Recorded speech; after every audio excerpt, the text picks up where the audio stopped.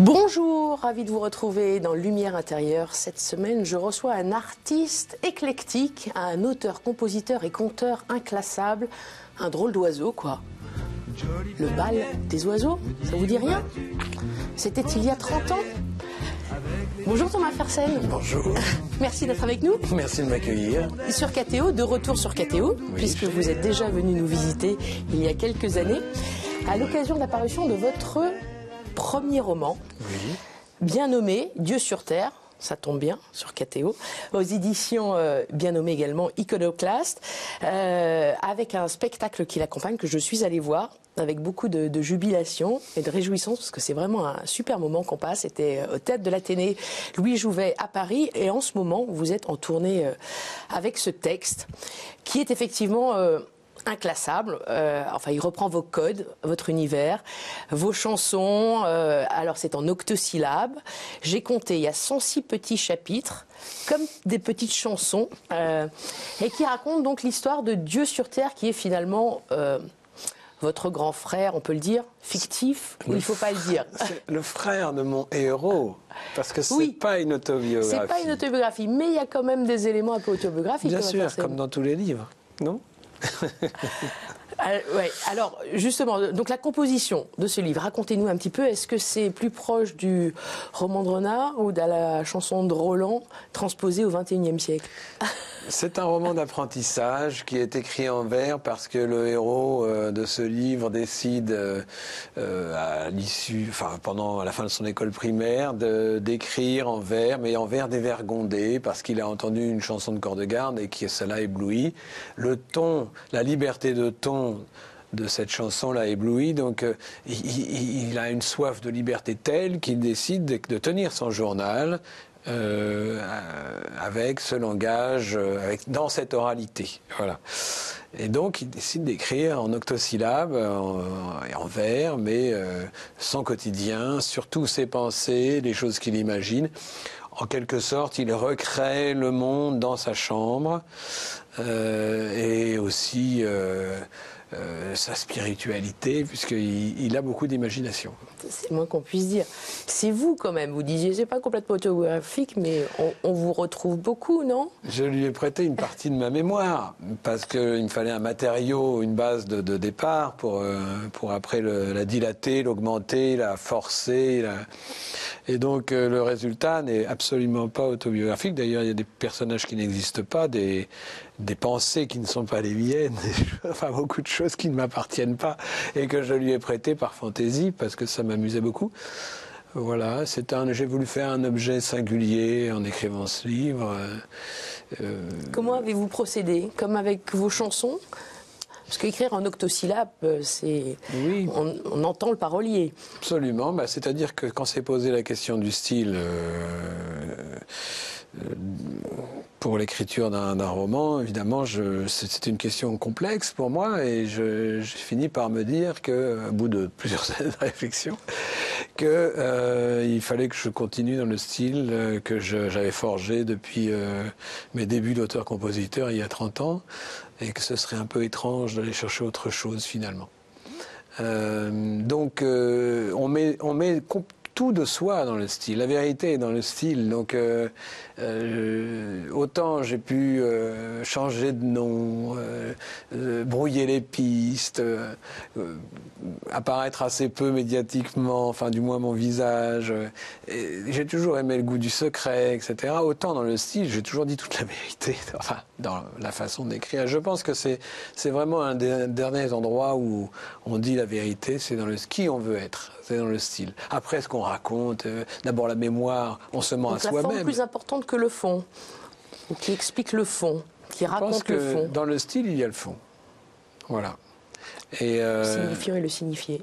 Oui, et je pense que après ce qu'on raconte, après, vous savez, même si j'avais voulu écrire quelque chose de plus fidèle à ma biographie, j'aurais été certainement tout aussi éloigné, parce qu'on se ment à soi-même énormément. Enfin, je veux dire, Et puis, j'ai pas le goût de ça, j'ai pas le goût de raconter ma petite histoire personnelle qui, pour moi, n'a pas d'intérêt. J'ai plus le goût de l'imagination, de la création. C'est ça qui me... C'est extrêmement créatif.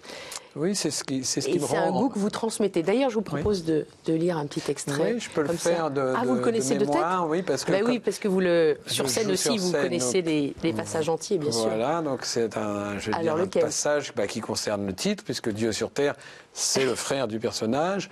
Donc... Le grand frère. Le grand frère, qui est toujours mieux, qui réussit mieux, qui plaît davantage aux filles, qui est le préféré des parents. Et ce personnage n'existe que dans l'imagination de l'auteur. Parce qu'on a besoin de ce double. Voilà. Enfin, du moins, lui a besoin de ce double, de se créer ce double-là.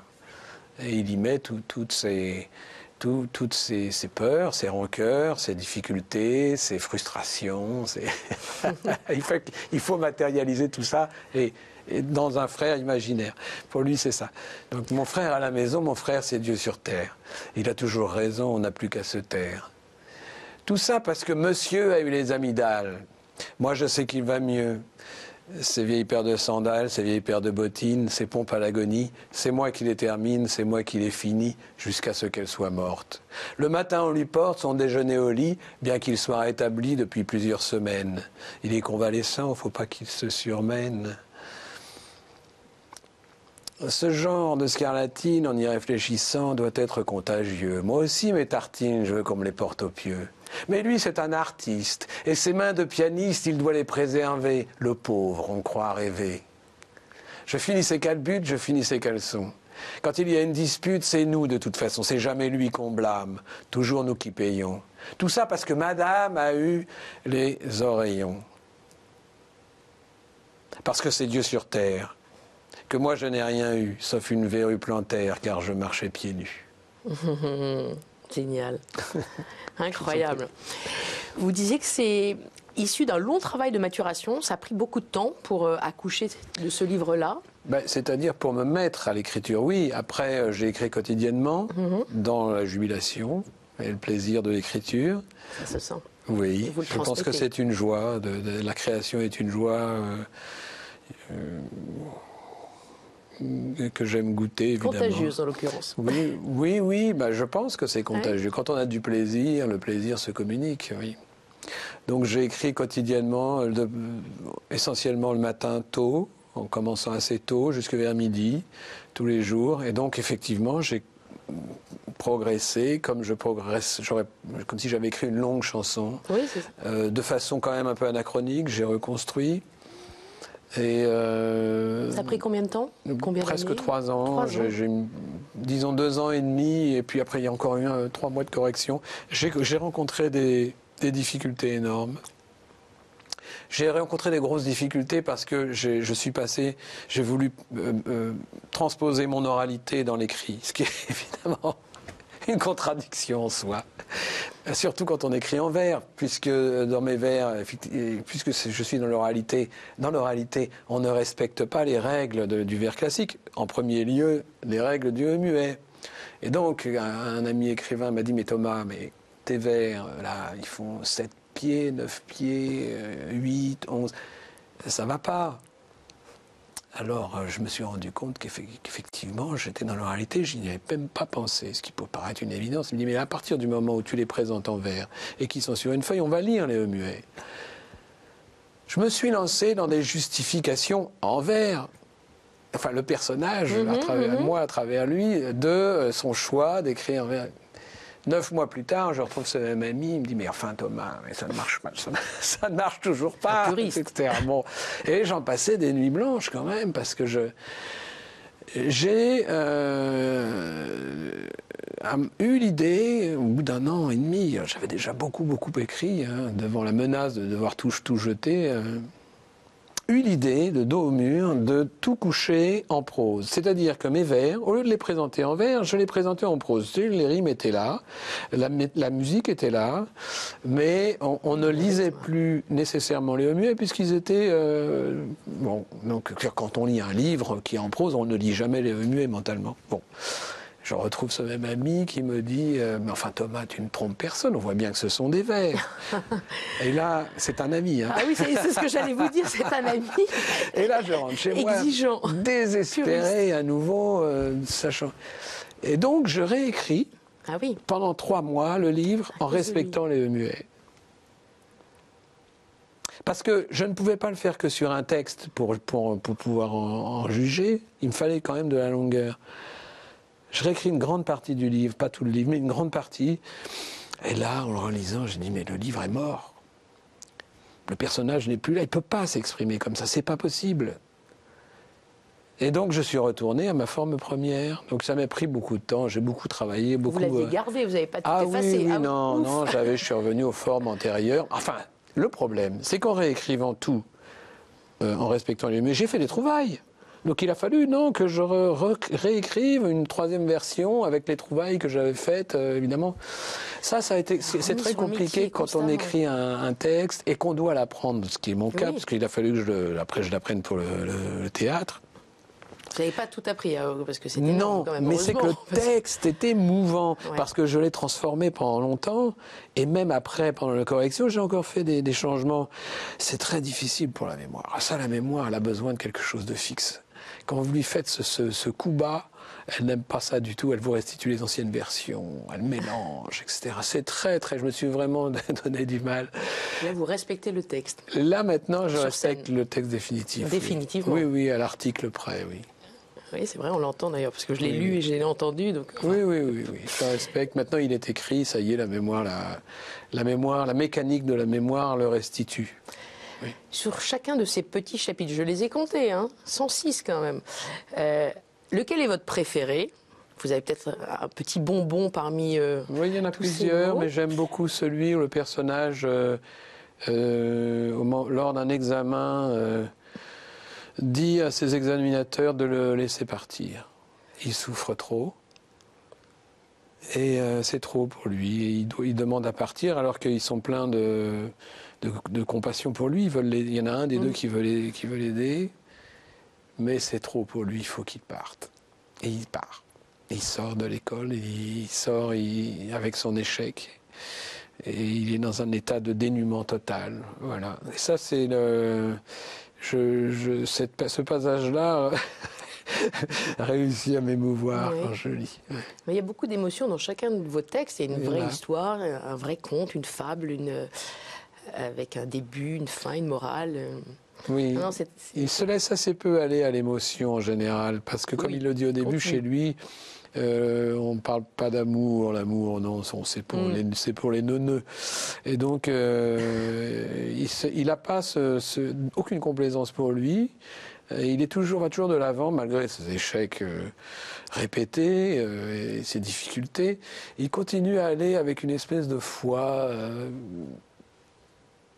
inattaquable dans l'existence. Il continue à aller de l'avant et c'est pas un nostalgique non plus, il se plaint pas. Voilà. Alors vous parlez de foi, c'est vrai que j'ai remarqué qu'il y a beaucoup de mots qui proviennent du vocabulaire religieux. Absolument, oui. Merci le pape, baptême, hostie, testament. Enfin, il y en a d'autres aussi. Oui, Justice du Père. Absolument. Parce que le livre s'appelle Dieu sur terre. Donc, évidemment, ce personnage se crée sa propre mystique dans sa chambre. Comme s'il avait un besoin de se recréer une religion qui n'existe pas chez lui, puisqu'il est dans un environnement qu'il ne pratique pas. Enfin, du moins, tout ça doit perler, je ne sais pas d'où, mais en tout cas, il est... et j'ai voulu aussi, moi, m'amuser en faisant des références, évidemment, à certains grands thèmes de la religion, notamment à Jésus à un moment, puisqu'il parle de son frère. Mon frère, ce type est un extraterrestre, il est lunaire, il marche sur l'eau, etc. Il sait pas, il se rend pas compte qu'il dit ça. Il se rend pas compte mais j'aime beaucoup ça dans la littérature, quand les héros marchent dans les pas des grands mythes. C'est quelque chose qui m'a toujours bouleversé. Pourtant, je les connais mal, les grands mythes, mais je trouve que ça, c'est quelque chose de profondément humain, bouleversant dans l'humanité. C'est le fait qu'elle se répète dans dans des mythes, quoi. Je trouve ça je trouve ça bouleversant. Est-ce qu'il y a certains de vos textes qui pourraient devenir de futures chansons pour un prochain album? Alors, ils ne sont pas construits en couplet-refrain, donc il y aura encore du travail à faire. En tout cas, il faudrait les transformer un peu, à moins de ne pas faire de couplet-refrain. Mais je pense que la chanson a ses règles aussi, très rigides, très, très contraignantes, sous son apparence de légèreté. Pour y parvenir, il faut respecter des règles assez strictes, oui. Oui. Donc, ces textes ne rentrent pas complètement dans... Peut-être. De temps en temps, je me mets à penser à un autre spectacle, d'autres spectacles qui seraient tirés de ce livre, avec peut-être l'idée que j'avais eue, enfin que j'ai en ce moment, je n'ai pas du tout travaillé sur cette idée, mais c'est de mettre en chanson certains textes. En chanson, du moins, de les chanter.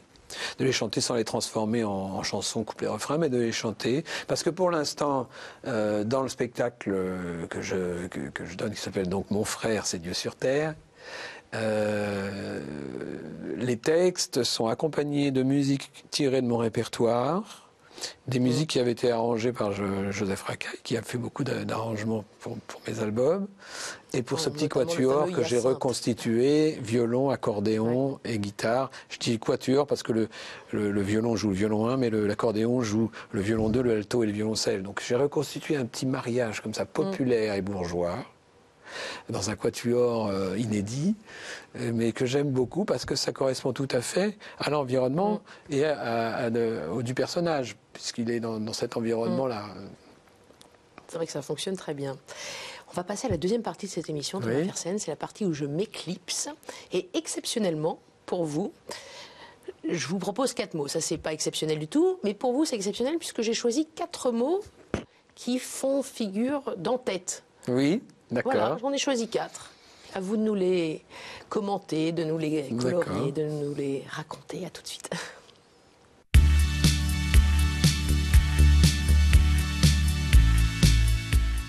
Je vous ai choisi des mots qui sont des titres de chapitres de votre livre. Voici le premier, doublure. On parlait tout à l'heure du fait que vous soyez quelqu'un d'un peu caché, mystérieux, qui aime peut-être les masques, car Thomas Fersen n'est pas votre vrai nom. Non. Non. Alors la doublure, effectivement, dans le livre, il en est question, puisque c'est mon polochon, mon traversin, qui est la doublure de ma petite amoureuse, du chien qui n'existe pas, de la bête fauve que je terrasse sur mon lit. Donc effectivement, la doublure, c'est très important. C'est un sac que l'on remplit avec son imaginaire. Alors, quand j'ai choisi ce pseudonyme de Thomas Fersen, il y a bien longtemps, c'était à l'automne 86, le sac était vide et pour moi ne représentait rien. Je n'avais même pas le sens de ce que ça pouvait devenir. C'était vraiment quelque chose qui pouvait même ne durer qu'une semaine.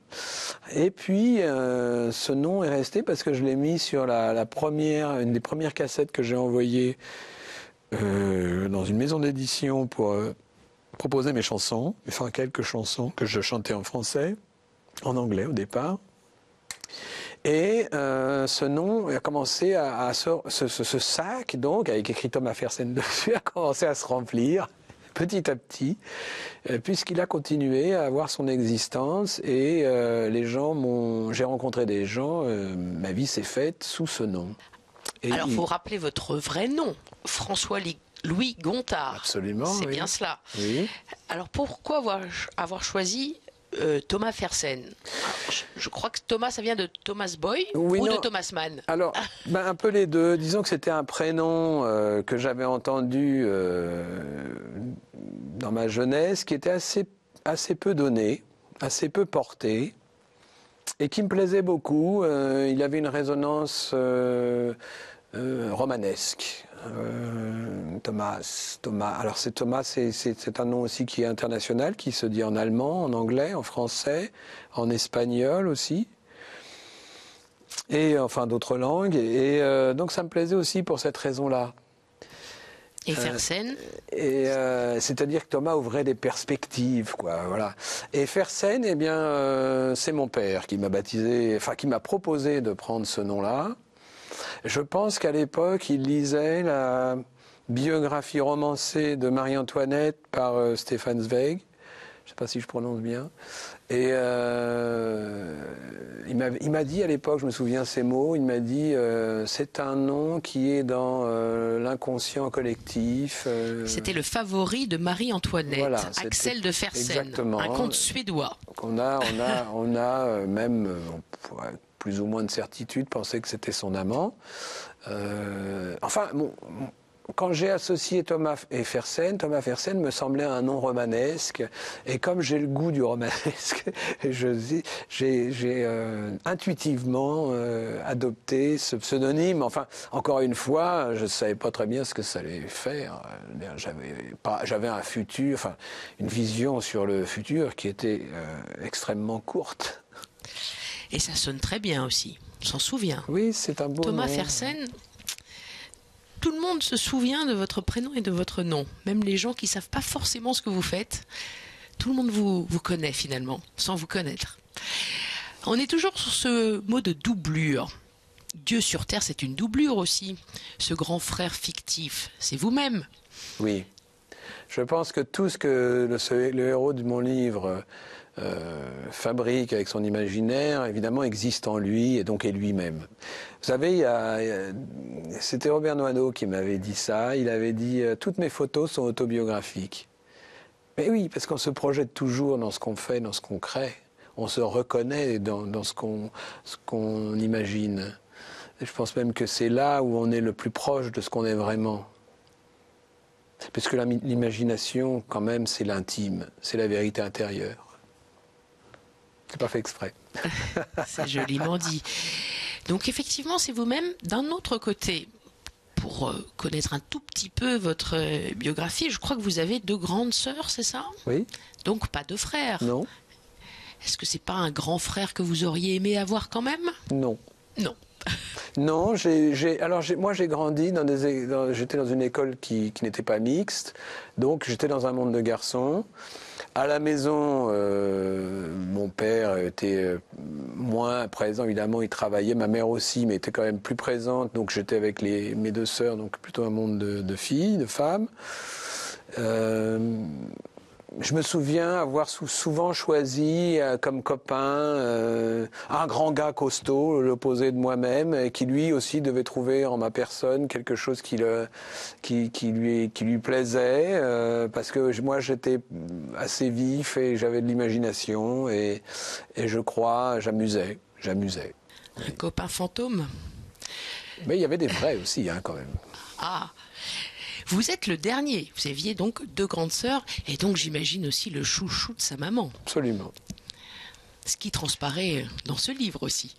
Oui, même s'il prétend... Même si là c'est le Dieu sur Terre qui est le chouchou, mais comme c'est vous. Voilà. C'était vous le chouchou. Oui, absolument. J'étais le roi à la maison, ma mère m'avait couronné et donc et après évidemment quand je suis sorti de sa cuisine, je me suis rendu compte que je régnais que sur sa cuisine. C'est déjà pas mal. C'était déjà formidable. Ouais, ma mère m'a donné une confiance. Je sais pas. Je parlais tout à l'heure de la confiance. J'ai une confiance qui devrait normalement aurait dû être complètement démentie par mes capacités.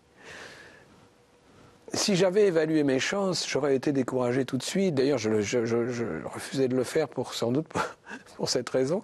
Mais j'avais une espèce de foi, mais qui est inexplicable dans ce que je pouvais faire, même si je connaissais l'échec vraiment de façon fréquente. Et je pense, j'ai pas beaucoup d'explications, mais que c'est ma mère qui m'a donné cette confiance en moi. Sans non plus que je sois un monstre de vanité. Ça tombe bien, ça nous amène petit à petit vers notre 2e mot. Et c'est le mot, vous parliez de foi, c'est le mot vocation. La vocation. Qui ouvre votre livre. Alors c'est un petit peu insolent, évidemment, comme tous mes titres, il y a toujours un réflexe de désobéissance et d'insolence. Je pense que ce personnage est profondément épris de liberté, et tout ce qui représente un dogme, quel qu'il soit, est trop pour lui. Et pourtant, il a des dispositions, mais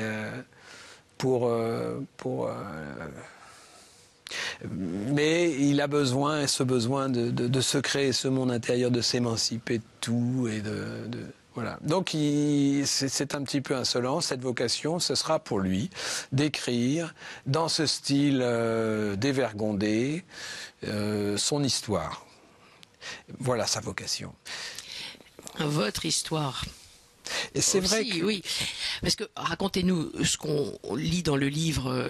Donc, vous étiez élève d'abord à Julien Lacroix, puis à Jacques Decour, dans ces quartiers de Ménilmontant, Pigalle, qui sont vos quartiers. Hein, Thomas Fersen. Oui. Vous, dans la vraie vie, vous avez obtenu un BTS électronique, c'est ça? Absolument. Vous êtes devenu câbleur. Oui. Mais dès l'âge de 15 ans, vous aviez cette vocation. Vous avez commencé à rêver de comédie, à faire ça dans votre chambre, la musique aussi, et puis la guitare de votre mère. Racontez-nous un petit peu. Pas 15 ans. J'ai commencé à jouer la comédie dans ma chambre. J'avais 7 ans, 6-7 ans, aussi loin que je puisse remonter. Je faisais dans ma chambre du théâtre sans le savoir. Je n'avais pas nommé mon activité et j'avais pas fait le lien non plus avec le théâtre que mes parents m'ont emmené voir à la Comédie Française une fois, une pièce de Molière, mais j'avais pas fait le lien. Pour moi, j'avais inventé quelque chose qui était, je ne nommais pas. Et c'est les premières choses que j'ai créées, ce sont ces histoires que j'incarnais. Vous voyez, j'utilise toujours un vocabulaire particulier. Et après, j'ai commencé à écrire. Parce que j'avais le goût, évidemment, j'avais le goût du langage, tout de suite.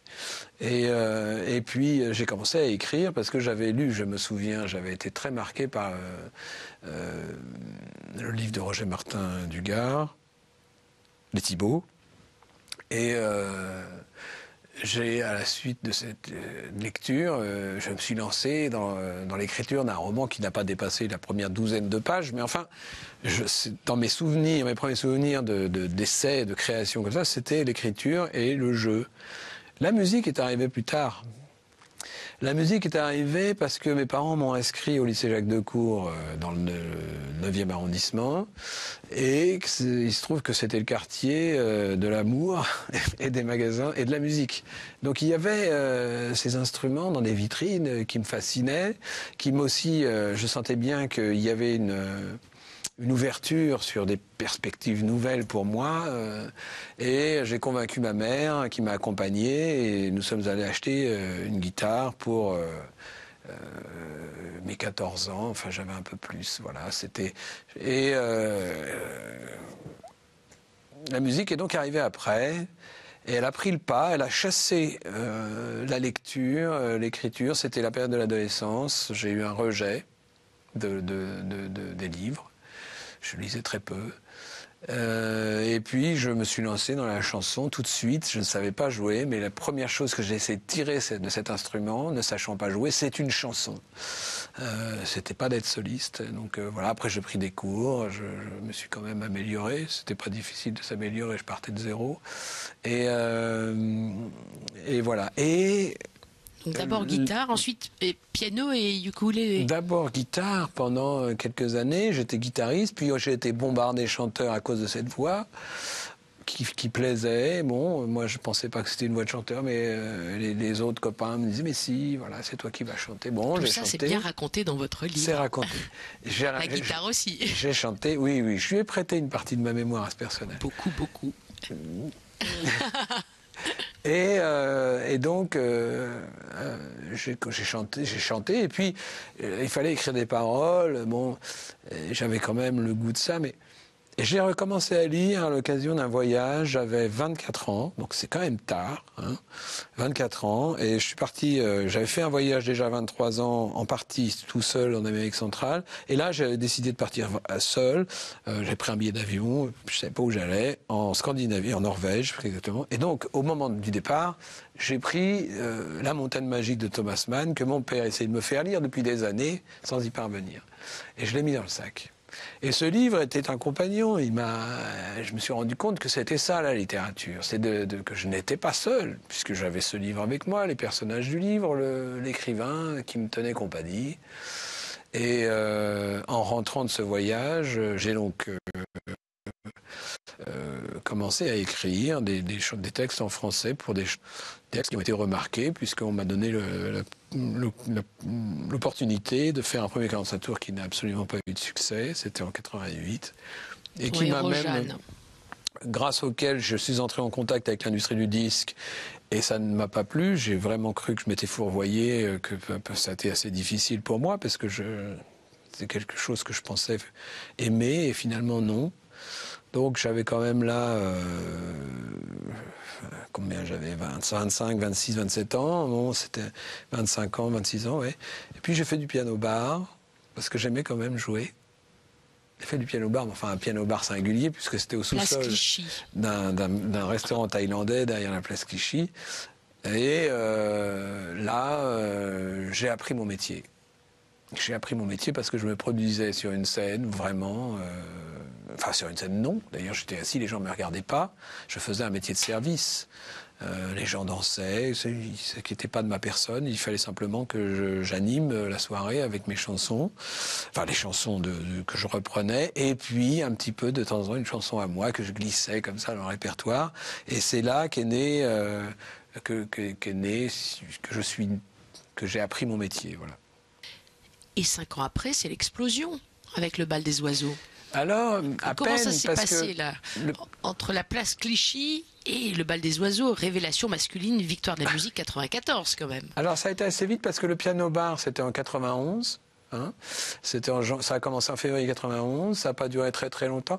Et puis j'ai fait mon premier album en 92. Donc c'était quand même assez rapide, relativement rapide à partir de là. 92, il est sorti en 93 et j'ai eu ce prix effectivement l'année d'après, puisque c'était pour l'année 93, en février 94. Voilà. Et désormais, on compte une quinzaine d'albums, Thomas Fersen. 16 même, je crois. Alors j'ai fait des albums... Le dernier étant, c'est tout ce qu'il me reste. Voilà, j'ai fait 11 albums studio originaux. J'ai fait un album de reprises au ukulélé de mes chansons les plus emblématiques. Et puis j'ai fait 3 disques live. Voilà, oui, ça fait ça. Votre préféré ? Je crois... Écoutez, il y a dans chaque album des chansons qui font partie de mes préférés, voilà. Mais effectivement, il y a eu une période un peu quand même... il y a eu plusieurs périodes, mais il y en a eu une, celle du monde, Pièce montée les grands jours, où c'était le moment où il y a eu un peu une explosion. Le 4e album et celui-là et celui d'après, voilà. C'était le moment votre album de vos ça 40 fonctionnait ans. très très bien. Bon, c'était aussi avant au crépuscule de l'industrie, enfin maintenant l'industrie du disque a rebondi, mais à l'époque ça commençait à être la fin du CD, et donc après l'industrie s'est écroulée, et donc ça a été beaucoup plus difficile évidemment. En tout cas pour faire des disques, parce qu'il n'y avait plus d'argent. L'Acmé. Et on se souvient de la pochette d'ailleurs avec cette tête de porc sur les genoux. C'est ça, hein ? Oui, ouais. Alors ça c'était le photographe Jean-Baptiste Mondino qui avait toujours des idées. Il me voyait toujours avec des animaux plus ou moins bonne santé. C'est vrai qu'il y a tout un bestiaire dans votre univers. Oui, il y a plusieurs imageries, disons. Celle-ci est la plus visible, mais il y a les imageries qui sont manipulées par tous les gens qui sont enfin tous les conteurs, c'est-à-dire l'amour, les prénoms de femmes, la mort, les accessoires magiques, les objets investis d'une vie imaginaire, les croyances, tout ça, effectivement, sont des thèmes qui sont récurrents dans mes chansons. Enfin, du moins des imageries que j'aime manipuler. Oui. Alors, comme on parle d'imagerie, enfin plutôt de croyance, voici le 3e mot qui vient aussi toujours de Dieu sur terre, le mot hostie. Hostie. Alors ma mère venait le soir nous donner, contre toutes les règles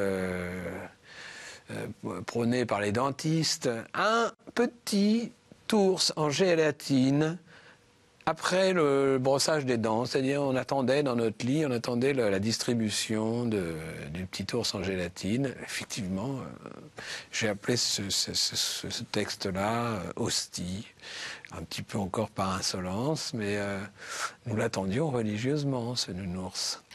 Vous le racontez très bien. Là, je veux parler de la vraie hostie, celle de la religion catholique, alors, le corps du Christ. Oui. Je n'ai pas pratiqué parce que mes parents ne pratiquaient pas. Et donc, non, je n'ai jamais... goûté une vraie hostie? Mais je me demande si ça m'est paru une fois, mais je suis pas sûr, non. Aucune pratique religieuse? Non, Des non, parents non. athées?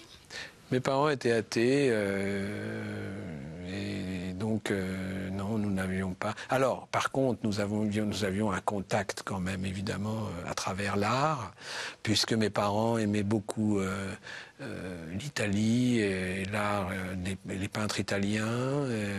Ils aimaient beaucoup voyager en Italie, donc nous avons... Et ils avaient une prédilection pour les églises romanes, les petites églises de campagne.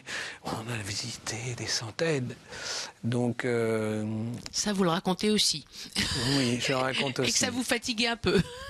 Oui, parce qu'enfant, moi, je voulais courir dans la lumière, je voulais courir, jouer, et mes parents nous emmenaient dans les musées, nous emmenaient visiter des lieux comme ça, des églises, des lieux historiques, des églises, etc. Est-ce que vous vous êtes marié dans une église? Non. Vous avez été marié? Oui.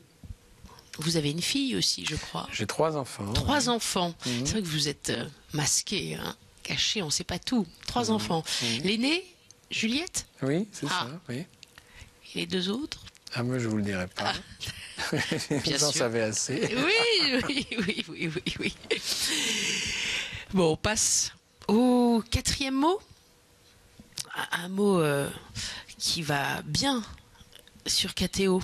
Le mot résurrection. Résurrection. Qui figure aussi dans Dieu sur terre, forcément. Mais oui, parce que ce personnage se recrée comme ça, sa religion personnelle, ce qui... Donc, il se raconte des histoires, évidemment, et plus évidemment, la première victime de ces histoires, c'est ce frère imaginaire qui le fait mourir plusieurs fois, et donc il raconte que il venge ce frère perdu, et donc, à un moment, sa mère appelle à table, et donc il doit vite se remettre ses vêtements parce qu'il a pleuré, parce qu'il s'est roulé par terre, et donc il remet un peu d'ordre dans ses vêtements, et il court à table, et là... Dans son style habituel, son frère lui dit « Mais qu'est-ce que t'as fichu ? On t'attend depuis 3 heures, etc. » Et donc il dit « Mon frère était ressuscité. » Voilà. C'est vrai. Et vous, la résurrection, outre cette histoire, ce conte, ça vous parle ? Est-ce que vous y croyez ? Je suis sensible au sacré. J'ai le sens du sacré.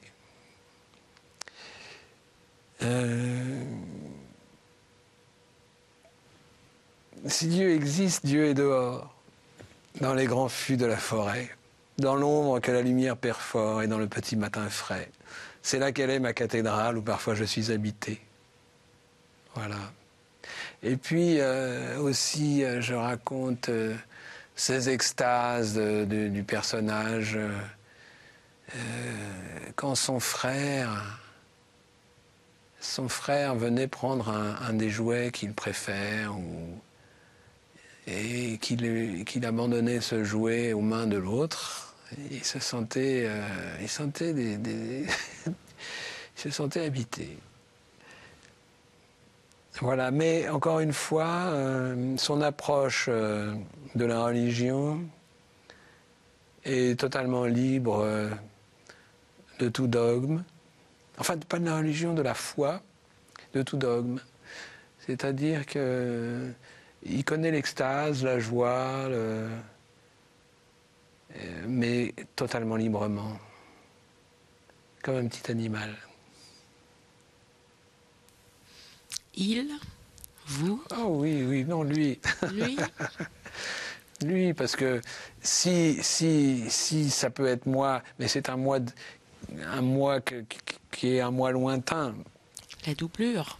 Qui était mon moi, mais il est mon moi d'il y a 50 ans, donc il n'est pas plus réel que le moi, que ce personnage.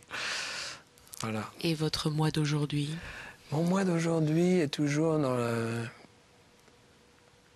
Je suis toujours sensible au sacré. Je ne peux pas vous dire plus que ça. Votre moi d'aujourd'hui s'interroge-t-il davantage?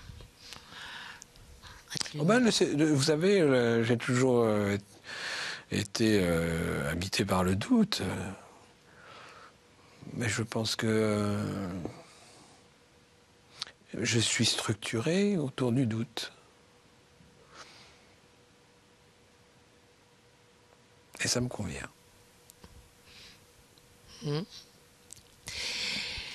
Mais c'est vrai qu'avec l'âge, bon... J'ai très peur des convictions. Oui. Les convictions, pour moi, je vais vous dire un truc peut-être qui va paraître assez dur, c'est que les convictions s'apparentent à la mort. C'est pour ça que j'ai toujours fui ce qu'on a voulu, une définition de moi-même.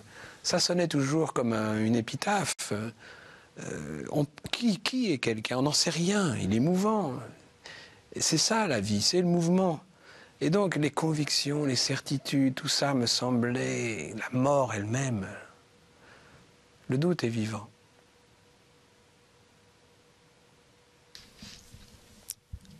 Vous parlez de la mort, vous y pensez? La mort est très présente dans le livre. D'ailleurs, je parlais tout à l'heure des imageries que je manipule. La mort est une imagerie que j'ai beaucoup manipulée. Bien sûr surtout dans le truculent funérailles, que vous jouez très bien aussi sur scène avec la mort de ce petit scarabée. Et ces funérailles, oui, je fais. Parce que les enfants aiment, d'abord, ils aiment le cérémonial, les rituels, ils aiment oui. Donc le personnage il procède à l'inhumation d'un scarabée dans une boîte d'allumettes et il se pose beaucoup de questions philosophiques. Puisque à partir du moment où le scarabée est sous terre, il ne le voit plus et il doute. Il doute de son existence et de l'avoir vraiment vu. Et donc il le déterre pour vérifier évidemment le scarabée. Et une éventuelle résurrection d'ailleurs.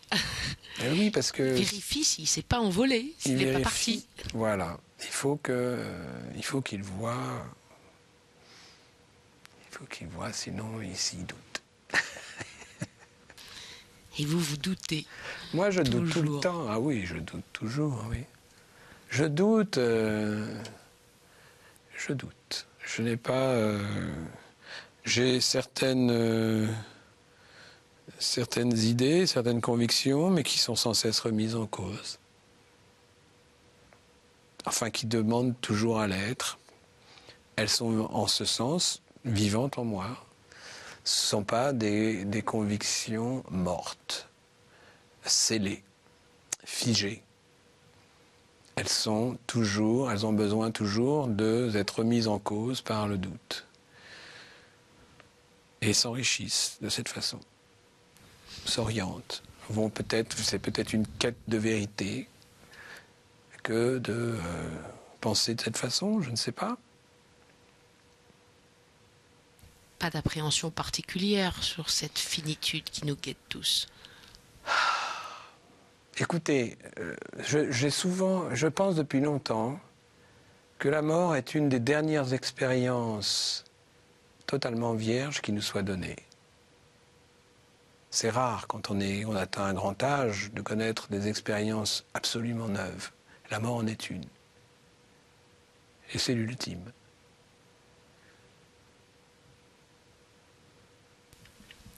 Donc une expérience.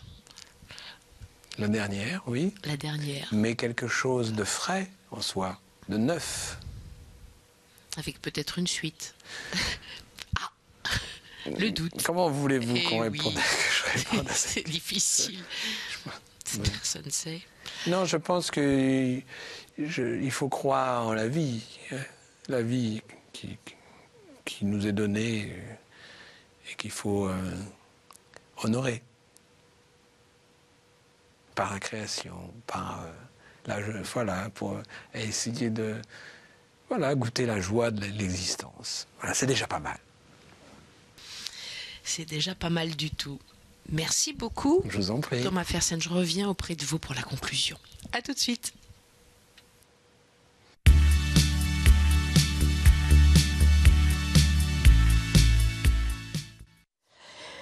Alors Thomas Fersen, comment avez-vous vécu cette expérience?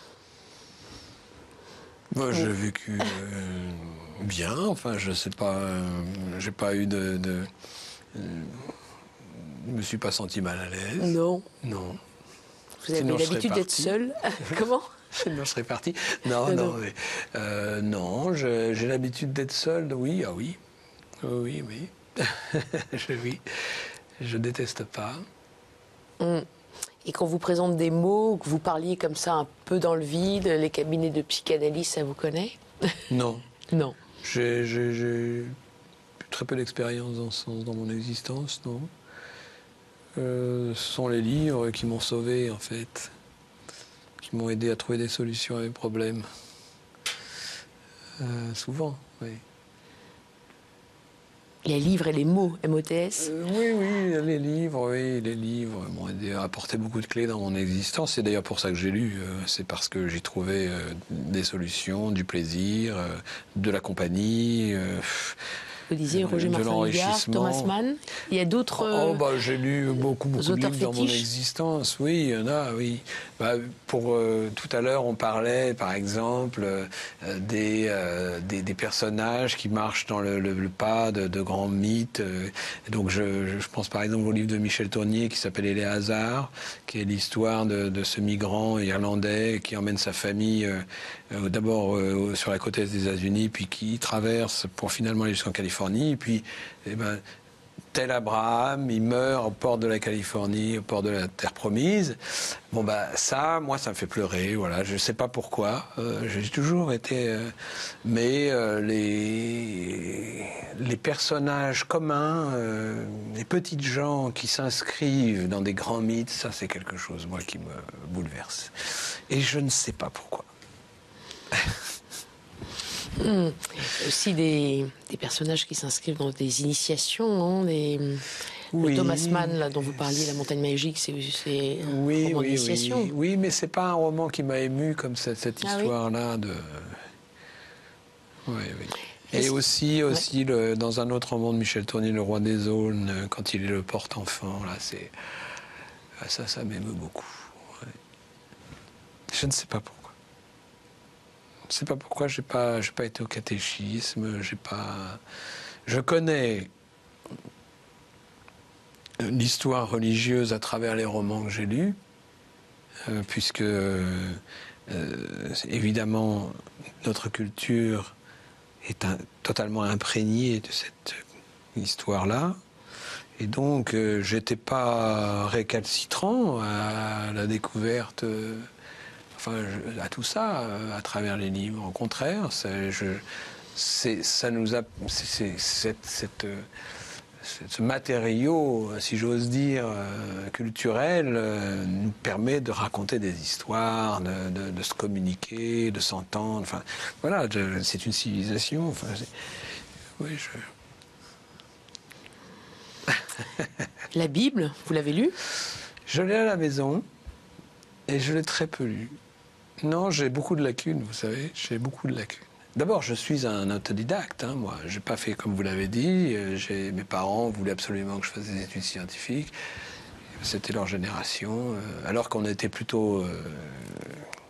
on avait plutôt une inclination pour les lettres. Mais d'abord, mon père, bien entendu, parlait très bien, parle toujours très bien, et puis écrit toujours très bien.